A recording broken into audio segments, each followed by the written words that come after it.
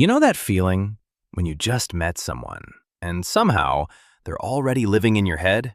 Not just once, all the time. You check your phone, even when you know they didn't text. You unlock it. Look, nothing. You lock it again. Then, a minute later, you open it one more time, just in case. You reread their messages, not because you forgot, but because you're trying to feel something again. That same feeling. That small spark. And slowly, without even noticing, your mind starts going further. You imagine conversations, moments, situations, a future that hasn't happened, that might never happen. And here's the strange part. It doesn't feel like imagination. It feels like memory, like something real is already unfolding. But here's the truth. Nothing is actually happening.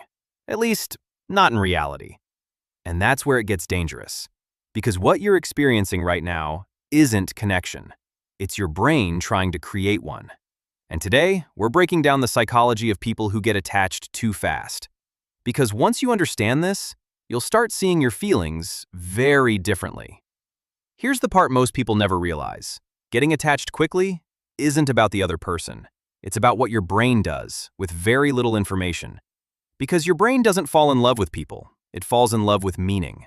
And the moment someone feels even slightly right, your brain doesn't slow down. It speeds up. It starts filling in the gaps, creating stories, adding depth where there is none yet. And suddenly, that person becomes more than they actually are. Not because they did something special, but because your brain decided they matter. And once something feels important, your brain builds around it. Fast. Dopamine kicks in. That same chemical behind motivation, addiction, anticipation. It's the reason you feel that little rush when you see their name pop up. It's the reason your mood shifts, based on how they respond, or if they respond at all. And here's the problem. Your brain doesn't check if the connection is real.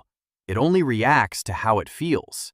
So every message feels like progress. Every reply feels like confirmation. Every small interaction feels like something is growing, even when nothing real has actually been built yet. And this is where it becomes confusing, because emotionally, it feels real. It feels deep. It feels important. But logically, it's still early. Way too early. And here's the uncomfortable truth. People who get attached fast aren't reacting to what's happening. They're reacting to what it represents. Because somewhere in the past, connection didn't feel stable. Maybe it was inconsistent. Maybe it came and went. Maybe it was never fully there. So now, when you feel it again, even slightly, your brain doesn't relax. It holds on. This matters. Don't lose this. This could be something. And slowly, without realizing it, you stop seeing the person clearly. You stop seeing what is and start seeing what it could be. And now, you're not attached to them. You're attached to the feeling, the attention, the validation, the comfort, the idea of being chosen. And that's why it feels so intense. Because losing them doesn't feel like losing a person. It feels like losing a version of yourself. A version that felt seen, wanted, important. Now here's the paradox. The faster you attach, the less you stay yourself.